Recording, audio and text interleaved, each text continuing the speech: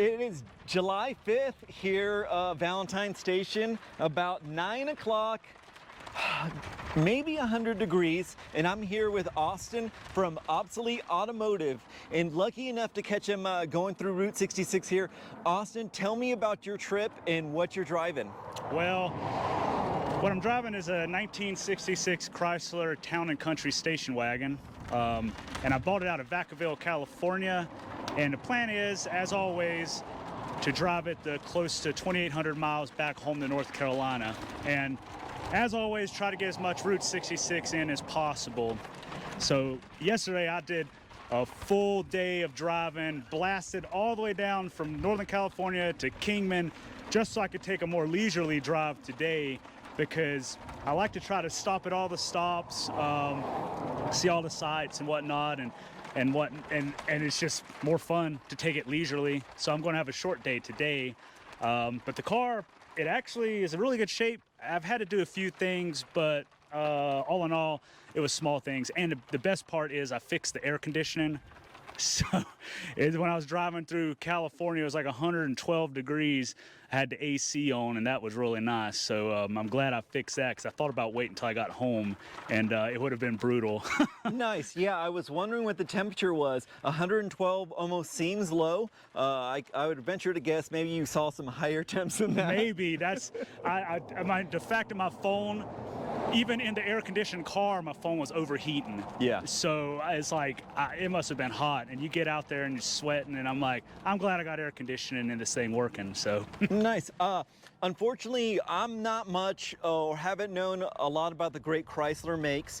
Can you tell me a little bit about your car? Maybe we'll go around and, sure, and just show me what it is. We can go ahead and head on out. And since you're here right now, we'll definitely ring the bell. Oh yeah, let me jump on that And we will have you drive over and ring the bell too. Okay. So you've probably stopped for gas a couple times so far, right? Yeah, and I'm getting about 10 miles to the gallon. So how's the reaction at the gas stations, right? You're probably a lot of thumbs positive. Up. Yeah. I've learned that people really like station wagons. I guess it harkens back to the days of old. But this thing cruises really good, and it's got a lot of options. You'll see that it has power windows. Wow. Oh, wow. They work really good. Yeah. What year is this? Make and model? 1966 Chrysler Town & Country. Nice. And I got a bunch of stuff in the back there, so I can't show you, but it actually has a third row rear-facing seat. Yeah. So the glass seems very neat, and then I almost lost it there when I noticed there's fender skirts. Yep, that's how they came. Oh. Yep, it's really neat, and it's got bucket seats in the front, and actually the passenger front seat reclines down, so you can have that rotate all the way down. Wow. And this car is loaded. It's got air conditioning, as you see, power steering, power brakes, and it's been set up for towing, so it's got a big hitch on it and trailer brake and all that.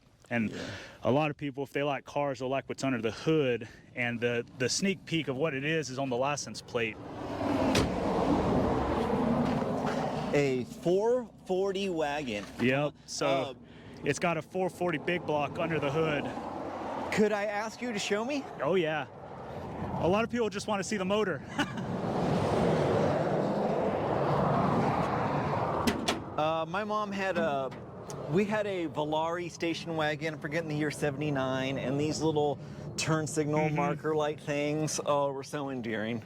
Oh my goodness, neat. This was the highest performance engine you could get for this car at that year. So a lot of people like the fact that it has that, because it's kind of rare. Yeah. These wagons are pretty rare for them to even be around these days. Yeah. But it's pretty loaded. Whoever had this thing optioned it out pretty good, and more than likely probably took it on a lot of trips and stuff. But like I said, mechanically, it's so far been pretty good. I've had to do a few things like replace the alternator, voltage regulator, and a headlight went out. Yeah. And then it went out again because I put a 50-year-old headlight in there out of the junkyard. So. Yeah. But yeah, I mean, so far I've been cruising good. Can't really complain, and it's nice when you don't have to work on the car a bunch, because I've had to do that where the whole trip is me working on the car. And sometimes it's nice to just be able to drive and not have to worry about, you know, if you're going to make it to your destination. Right. It's not like an episode of Roadkill or something, right? Yeah. And but yeah, I mean, the original color is actually like a light metallic blue, so I'm not sure if it's just faded to silver or kind of was repainted silver at some point. Yeah. It's definitely been repainted, but the silver actually doesn't look bad. I kind of like it. No, it is awesome. The roof rack yeah. is just so iconic, so neat. And it's, like I said, power pretty much everything. So you can see here the tailgate. These little grab bars. Yeah. To get on the rack, right? Was to get in the back seat. Oh, wow. So got all kinds of stuff back here, spare parts and whatnot. Oh my goodness. The rear facing seat's under there, and you could use this handle and this step in order to get up in, to climb down into the seat. Oh, that is awesome. Yep. That is awesome. I would show it, but I got so much stuff here. Yeah. Hey, I'm lucky to catch you. I really thought that I did miss you when I saw your picture at Kingman with the heat and everything. We're under a heat advisory, so thank you very much for stopping. Oh, for sure. I'm gonna definitely ask you though to back up, and we'll get you going there. But before you leave, last time I met you at the Hackberry General Store, and I did not have a chance to give you one, but I want to give you a Valentinestation shop rag. So if you do need to check the oil on this, have you named her? Not yet. Yeah. No, not yet. Sometimes the name just comes to you. Sometimes it just has to like get earned in some way, you know. So far, I haven't got a name yet. Yeah. Just the town and country. Nice. Well, it's a beautiful ride, beautiful vehicle. And Austin, thank you very much for stopping here at Valentine Station and sharing your time. What are you most looking forward to on this trip? Just no issues, right? Yeah, I want to be able to make it home. That's the main thing. But honestly, this part of Route 66 is my favorite. I pretty much never skip it. I've even driven through here at nighttime when everything's closed, just because it's, like I've said to other people before, it's kind of like the more as it was feeling. There's not no urban sprawl, there's no McDonald's. You're just out here on the highway cruising. So the biggest part of my trip, the thing I look forward to most, other than getting home, is just the fun along the way, especially on Route 66. So that's why I'm stopping at these places and spending my time and checking it out. And I've been seeing some things I haven't seen before. So every time you drive, you see something else. Yeah, I just wanted to, before you forget, and because you're standing here, now that 76 station right next door is open 3 days a week. So today he'll be open as a little restaurant and bar. So there'll be a time, you know, I know today you got to get going, but there'll be a time you'll be able to have a root beer there or a cold beer inside the old 76 gas station. I mean, nothing's going to stop me from turning around and getting root beers. I'll do that. I looked like there was somebody there. Steve is there, and you should go. If you saw him there, you definitely should. And I could take some awesome pictures of your vehicle out in front. I'll go back. Last time I was through here, I think it was still closed. Yeah. So, yeah, I'll definitely go back. I'm always trying to help the local businesses around here. Even though I'm not from here, I always try to get something, buy, you know, a souvenir or whatever, just to help them out. So, and I almost forgot. So where are you from, and where can people follow you? I am from Hickory, North Carolina, and I can be followed on YouTube and Instagram at Obsolete Automotive. Nice. So, and we'll definitely put that below on the show notes, and we'll let Austin get his root beer and ring the bell. Thanks, man, and we appreciate you. No problem at all. All right. Nice. I've finagled a ride with Austin, and we are going to bother Steve down the road, see if we can get a root beer out of him. Now, but this one probably has that classic Chrysler starter sound, huh? Wow.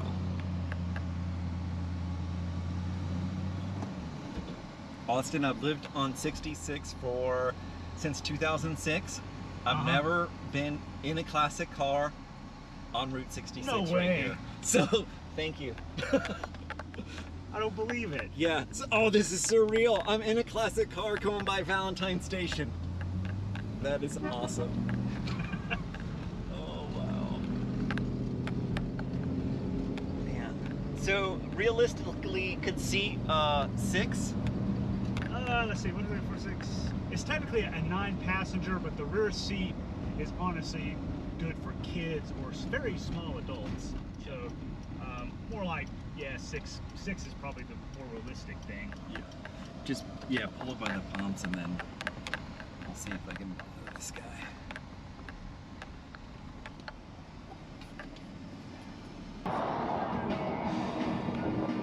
Yeah, so this gas station originally had the post office in there. Oh, really? Yeah, this was the one, unfortunately. Turn around, Steve, turn around. Maybe I'll blow the horn. Yeah, he may not be able to hear it.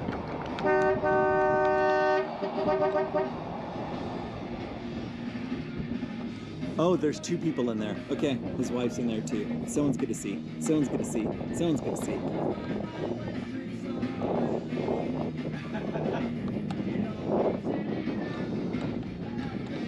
Maybe. How many miles when you get done on this trip?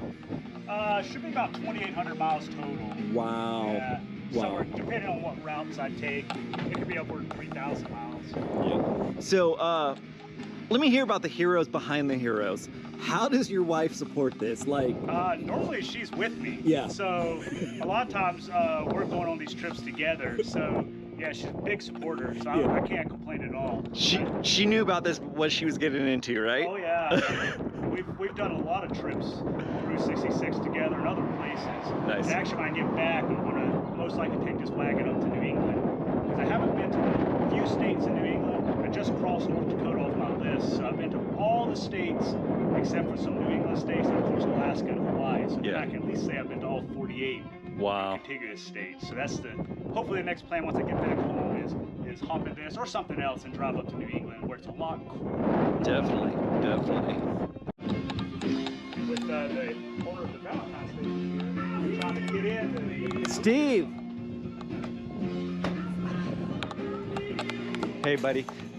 This is Austin. He's from Tennessee. He's North Carolina. He got, or so, I'm sorry. sorry. North Carolina. He bought this awesome car in California. It's heading back home. Nice. He stopped at my place. He wanted to see. I told him that your place was being redone and all that stuff. You don't happen to have like a Route 66 soda or anything, do you? A what? Route 66 soda? Yeah. Because I told him, and he's like, "I'll turn around." I was like, "Oh, I don't think they're open." He's like, "I'll turn around." So, No big deal. Come on in. yeah.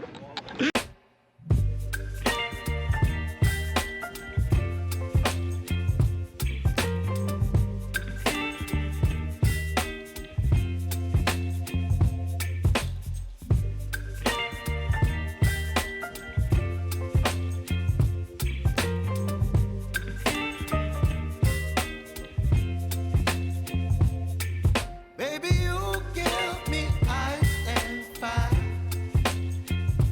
You're giving me wind and rain.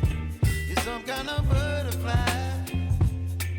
Baby, you give me midnight. You whip up my appetite. Don't leave me here high and dry. Oh. This is awesome. What year were you born? 1990. Okay. So, man, you're a youngin'. Like, I graduated school in '94. So, When I buy a car, usually they're like, "You're way younger than I thought you were going to be." Yeah. I've been doing this practically my whole life, so. so what made you get into old cars, specifically Chryslers, too? Well, I was always around old cars. My granddad had a couple old cars and Yeah. friends and such. And honestly, I saw the movie Christine. Yeah. And I was like 12 or something. I was like, man, what kind of car is that? I've never seen that before. Yeah. Because you just never see the Plymouths. Yeah. So of course I saw Christine, figured out what the car was, and then I had to have one. So my first car when I was 16 was a 57 Plymouth. Wow. And then from there, it just snowballed. My whole family was Chevrolet, and I have Mopars, so. You know, I'm a Chevy guy, but later on I realized just how for lack of a better term, badass Mopars are. And I'm glad to see now the ones that are, I mean, you know, especially the muscle cars, they've come up in value, but the ones that are around, they're beautiful. But not as many maybe as lasted, right? Some people say that they rust out a lot. They did. Those late 50s Mopars really rusted away. They just, the metal quality wasn't good. Not necessarily their fault, it's just the steel wasn't good. Yeah. And they just died horrible, rusty deaths. But a lot of cars in that era did the same thing. It's just the Mopars, people like to poke fun at them. That's, you know. Yeah. Well, Austin, you're having a Route 66 root beer in your brand new 66 in front of 76 on 66. Yeah. You know, you can't really do that I too don't think often. it gets more meta than that. I know. You know, man, I wish you safe travels, and thank you very much once again for just let me capture this. Oh yeah, no problem at all. Always good to talk to people and take a slow way home sometimes. Nice. But I actually will hitch a ride with you back to Valentine Station if that's okay. Sure. No. No hitchhikers? No riders except red. That is the best sticker ever. It was, oh my. It was on there for the previous owner. Okay. Okay. I was gonna say, is your wife a redhead? No. Oh, she's gonna be like, honey. I don't know if you make the cut. I'll let it slide. Yeah. Yeah. Sorry. All right, let's do this.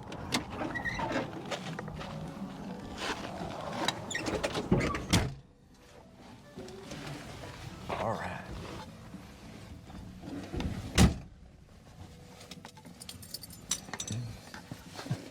A little drinking, just driving on 60s. It's non-alcoholic, okay? It's non-alcoholic. We're not booze cruising. Yeah.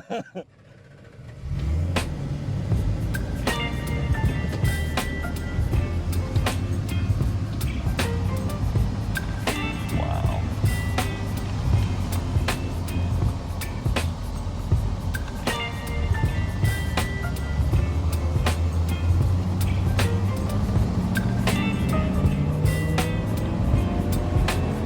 First gear, Baby, you second gear. ice and fire.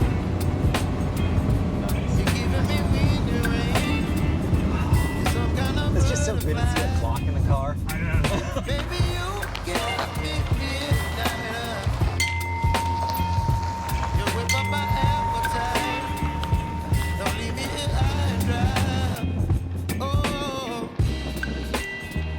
I don't wanna jinx it, baby. And twist myself at the spine.